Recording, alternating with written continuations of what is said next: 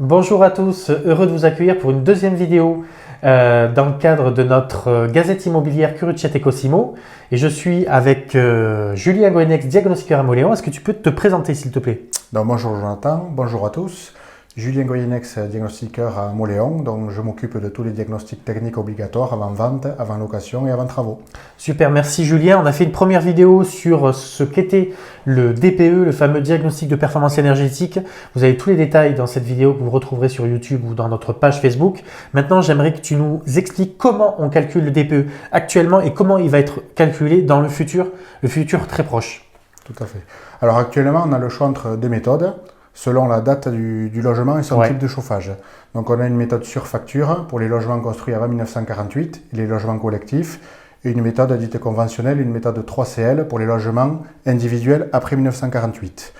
Okay. Donc, la méthode sur facture, on se base sur les factures de consommation d'énergie des 3 dernières années. Okay. Et la méthode 3CL, elle, on se base sur des choses qu'on relève sur place, comme l'isolation des parois, le type de fenêtre, le système de chauffage, etc.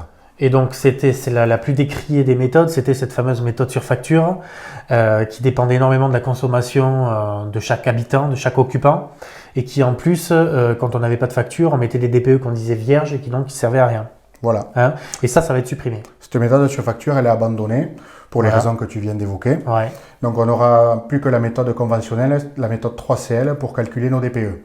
Ce qui va changer aussi, c'est qu'on aura deux usages en plus qui vont être pris en compte, qui sont l'éclairage et la ventilation. Donc, en plus du chauffage et du refroidissement de la production d'eau chaude.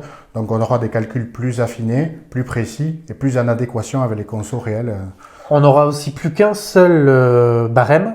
Au lieu de deux actuellement, où avant on avait de façon séparée les gaz à effet de serre, qui vont être intégrés dans le barème unique du DPE de la consommation. C'est bien ça, hein? Voilà. Les émissions de gaz à effet de serre qui étaient données à titre indicatif vont maintenant compter pour la note, qui sera en fait une synthèse de la consommation d'énergie et des émissions. Ok, super.